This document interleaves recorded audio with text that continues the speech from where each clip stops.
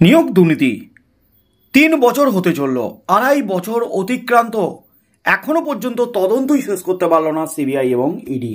কিন্তু একে একে অভিযুক্তরা জামিন পেতে শুরু করেছেন, কারণ বিচার প্রক্রিয়া শুরু করতে পারেনি সিবিআই এবং ইডি। আরজিকর মামলা, যে মামলার বিচার প্রক্রিয়া ৩ মাসের মাথাতেই শুরু করে দিয়েছে সিবিআই এবং ইডি, সেখানে এই নিয়োগ দুর্নীতি মামলার বিচার প্রক্রিয়া শুরু না হওয়ায় সুপ্রিম কোর্টের নির্দেশ মতো জেলে দীর্ঘদিন ধরে আটকে রাখা যাবে না বন্দীদের। তাই সেই ফর্মুলা দিয়ে কিন্তু ধীরে ধীরে জামিন পাচ্ছেন সমস্ত অভিযুক্তরা। আজ জামিন পেয়েছেন তৃণমূলের দাপুটে নেতা শান্তনু ব্যানার্জি। তবে শান্তনু ব্যানার্জি এবং কুন্তল ঘোষ গ্রেপ্তার হওয়ার পরপরই তৃণমূল কংগ্রেস তাদের সাসপেন্ড করেছিল। তবে শান্তনু ব্যানার্জি আজ জামিন পেয়েছেন আদালতে। গতকাল জামিন পেয়েছেন অর্পিতা মুখার্জি, যার বাড়ি থেকে উদ্ধার হয়েছিল 50 কোটি টাকা নগদ। এবং পার্থ চ্যাটার্জি জামিনের দোরগোড়ায় দাঁড়িয়ে, অর্থাৎ সিবিআই এবং ইডি যখন তাদের নিয়ে কোনো পদক্ষেপই করতে পারল না, ঠিক সেই মুহূর্তে ফের কিন্তু তেড়ে ফুড়ে পথে নেমেছে সিবিআই এবং ইডি। গতকাল রাতেই অর্পিতা জামিন পাওয়ার পরপরই সন্তু গঙ্গোপাধ্যায়, পার্থ চট্টোপাধ্যায়ের একেবারে ডানহাত, তাকে গ্রেপ্তার করেছে। এবং আজই আবার জামিন পেয়ে গেলেন শান্তনু ব্যানার্জি। শান্তনু ব্যানার্জি জামিন পেতেই কিন্তু রীতিমতো তোলপাড় পড়ে গেল গোটা রাজ্য জুড়ে। জামিন পেয়ে বিস্ফোরক শান্তনু ব্যানার্জি, অবশেষে মুখ খুললেন শান্তনু ব্যানার্জি। জামিন পাওয়ার পরপরই একেবারে যা বললেন শান্তনু, তাতেই কিন্তু হইচই একেবারে গোটা রাজ্য জুড়ে। আর কিন্তু চুপ থাকতে পারলেন না শান্তনু ব্যানার্জি। জামিন মিলতেই কিন্তু ঘটালেন বড় সড় বিস্ফোরণ। নিয়োগ দুর্নীতি মামলায় জামিন পেলেন অন্যতম অভিযুক্ত শান্তনু ব্যানার্জি। ইডির মামলায় জামিন পেলেন শান্তনু। মঙ্গলবার জামিন মঞ্জুর করলেন বিচারপতি শুভ্রা ঘোষ।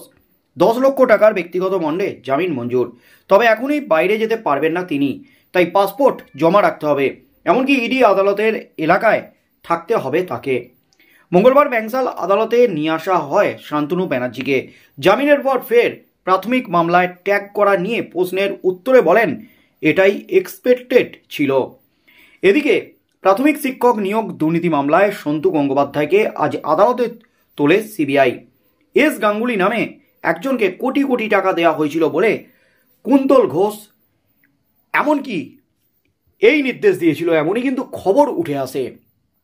কুন্তল ঘোষের নির্দেশেই কিন্তু কোটি কোটি টাকা দেওয়া হয়েছিল এস গঙ্গোপাধ্যায়কে। আর এই টাকার অঙ্ক যেটা শুনে কিন্তু চমকে ওঠার মতো অবস্থা গোটা রাজ্যবাসীর। 45 কোটি টাকা, 45 কোটি টাকা গিয়েছিল নিয়োগ দুর্নীতিকাণ্ডের কুন্তল ঘোষের নির্দেশে এই সন্তু গঙ্গোপাধ্যায়ের হাতে। এমনটাই কিন্তু দাবি করেছিল অয়নশীল। সেই অভিযোগের ভিত্তিতে, সেই দাবির ভিত্তিতেই সিবিআই গ্রেপ্তার করে সন্তু গঙ্গোপাধ্যায়কে। প্রাথমিক শিক্ষক নিয়োগ দুর্নীতির তদন্তে সন্তু গঙ্গোপাধ্যায়কে নিজেদের হেফাজতে চায় সিবিআই। আজ মঙ্গলবার বিশেষ সিবিআই আদালতে সুজয় কৃষ্ণ ভদ্রকে পেশ করার আবেদন জানায় সিবিআই। এমনকি ইডির হাতে গ্রেপ্তার শান্তনু ব্যানার্জিকেও আদালতে পেশের আবেদন করবে সিবিআই। বিচার ভবনে সুজয় কৃষ্ণ ভদ্র এবং শান্তনুকে পেশ করার নির্দেশ আদালতের। অর্থাৎ জামিন পেয়েও কিন্তু শেষ রক্ষা হলো না শান্তনু ব্যানার্জির।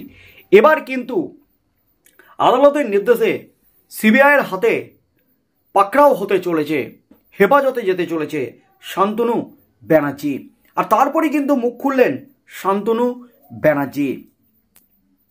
একই সঙ্গে হুগলির বহিষ্কৃত তৃণমূল নেতা শান্তনু ব্যানার্জিকে আদালতে হাজির করানো, তার সাথে সাথে কালীঘাটের কাকুকেও কিন্তু আদালতে হাজির করানোর নির্দেশ দেয় বিচারক।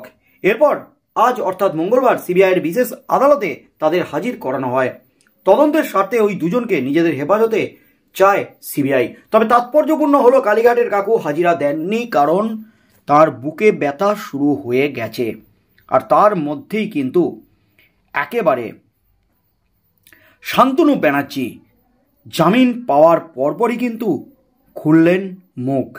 যা বললেন শান্তনু ব্যানার্জি, তাতেই কিন্তু নতুন করে হইচই পড়ে গেল একেবারে গোটা রাজ্য জুড়ে। সাম্প্রতিক অতীতে নিয়োগ দুর্নীতি মামলায় একাধিক অভিযুক্ত জামিন পেয়েছেন। আজও কিন্তু জামিন পেলেন শান্তনু। বেশ কয়েকটি শর্ত তাকে বেঁধে দেওয়া হয়েছে উচ্চ আদালতের তরফ থেকে বিচারপতি শুভ্রা ঘোষের নির্দেশে। এরপরই কিন্তু মুখ খুললেন তিনি। গত বছর 10ই মার্চ নিয়োগ দুর্নীতি মামলায় ইডির হাতে গ্রেপ্তার হয়েছিলেন হুগলির তৃণমূল নেতা শান্তনু ব্যানার্জি। মঙ্গলবার 10 লক্ষ টাকার বন্ডে তাকে জামিন দেয় আদালত।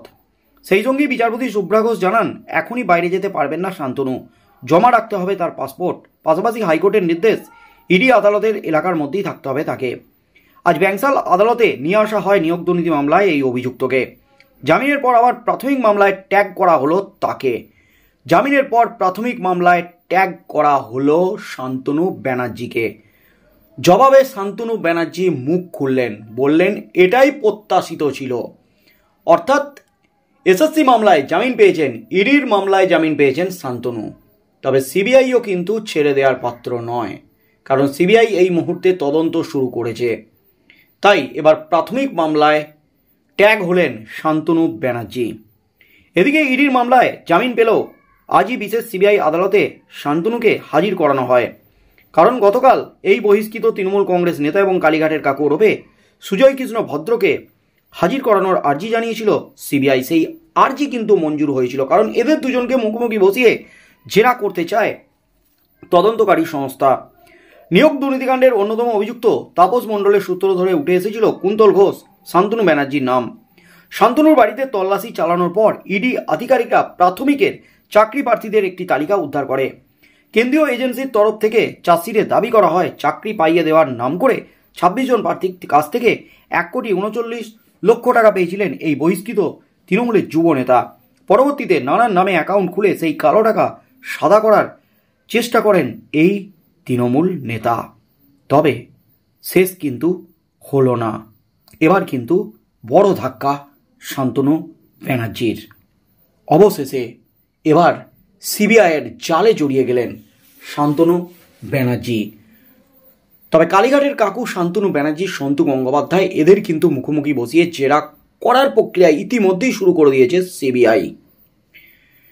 তাই ইডির মামলায় জামিন পেলেও সিবিআইয়ের মামলাতে কিন্তু এই মুহূর্তে জেলেই থাকতে হচ্ছে শান্তনুকে, এমনই কিন্তু খবর উঠে আসছে। তাই শেষ পর্যন্ত আদালত কি নির্দেশ দেয় এবং মুখোমুখি বসিয়ে জেরা করলে শান্তনু ব্যানার্জি, কালীঘাটের কাকু এবং সন্তু গঙ্গোপাধ্যায় তারা কি বলেন, তাদের পেট থেকে কি বার করে সিবিআই, তাদের কড়া ডোজ 3rd ডিগ্রি প্রয়োগ করলে মেন মাথার নাম বেরিয়ে আসে কিনা। কারণ এই 45 কোটি টাকা, যে টাকা কুন্তল ঘোষের নির্দেশে দেওয়া হয়েছিল সন্তু গঙ্গোপাধ্যায়কে, সেই টাকা কোন মাথাকে দিয়েছিলেন, কোন কোন মাথার কাছে, কোন কোন প্রভাবশালীর কাছে গিয়েছিল এই 45 কোটি টাকার ভাগ। এবং তার সাথে সাথে মেন মাথা কে, যার নির্দেশে এই সমস্ত কাজ করতেন, নিয়োগ দুর্নীতিকাণ্ডের ফাঁদ পেতেছিলেন, চাকরি বিক্রির ফাঁদ পেতেছিলেন শান্তনু ব্যানার্জি, কুন্তল ঘোষ, কালীঘাটের কাকুরা। তাই সেই মাথার নাম সামনে আসে কিনা, কি হতে চলেছে আগামী দিনে, সেদিকে চোখ থাকবে গোটা রাজ্যের।